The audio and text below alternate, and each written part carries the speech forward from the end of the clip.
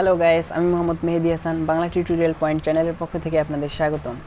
এই ভিডিওতে আমি আপনাদের দেখাবো ফটোশপ ব্যবহার করে কিভাবে একটি ফটো থেকে পেন্সিল স্কেচ ফটো তৈরি করতে হয়। তো চলুন ভিডিওটি শুরু করি। তো এর জন্য প্রথমে কন্ট্রোল জে দিয়ে একটি লেয়ার নিয়ে নেব। এরপরে এখান থেকে আমরা অ্যাডজাস্টমেন্ট লেয়ারে ক্লিক করব। এখান থেকে হিউ স্যাচুরেশন -100 করে দেব। তারপরে আমরা আবার লেয়ার 1-এ আসব। লেয়ার 1-এ আসার পরে এখান থেকে আমরা এটাকে কালার ডজ করে দেব। এরপরে আমরা আবার কন্ট্রোল আই প্রেস করব। তো এরপরে আমাদের সামনে এরকম সাদা হয়ে যাবে স্ক্রিনটা। তারপরে আমাদের এখান থেকে ফিল্টারে যাওয়ার পরে ব্লার করে গাসিয়ান ব্লার, এটার মধ্যে আমরা ক্লিক করব। তো ক্লিক করার পরে এটা আমরা কমা বাড়া করে দেখব। তো এটা মিনিমাম 20 থেকে 22 রাখাটাই ভালো। তো আমি এটাকে 22 রাখলাম, দিয়ে ওকে দিলাম।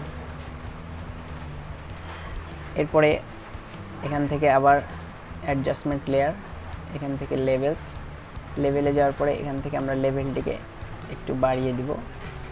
তো আমি লেভেলটা এরকম রাখলাম 125 থাক।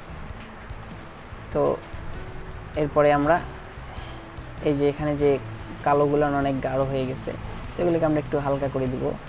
এর জন্য আমরা এখান থেকে ব্রাশ টুলে যাওয়ার পরে সাইজটা একটু বড় করে দিব।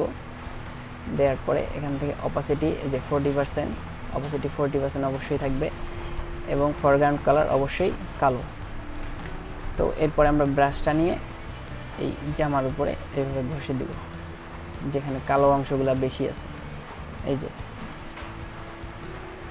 দিচ্ছি, চুলের এদিকে দেওয়া যাবে না, খারাপ দেখা যাবে। একটু করে আচ্ছা। তো এখন আমরা control alt shift E press করব। ই প্রেস করার পরে আবার আমরা যাব হচ্ছে ব্রাশ টুলে। যাওয়ার পরে এবার আমরা সাইজটা কমিয়ে দিব। ব্রাশের সাইজটা আমরা কমিয়ে দিলাম এবং অপাসিটিটা 100% করব। অপাসিটি 100%, এবং ফরগ্রাউন্ড কালার আমাদের অবশ্যই কি এবার হোয়াইট থাকতে হবে। তো আমরা ফরগ্রাউন্ড কালারটা হোয়াইট করে দিলাম। এখন আমরা আমাদের প্রয়োজন মতো ব্রাশ করে নিব।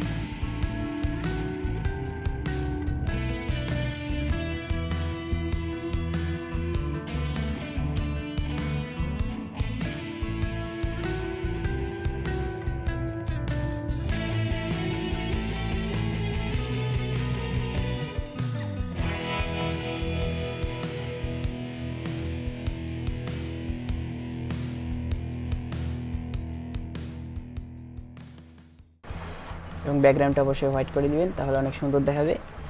তো এভাবেই আমরা একটি পিকচার থেকে খুব সহজেই পেন্সিল স্কেচ পিকচার তৈরি করতে পারি।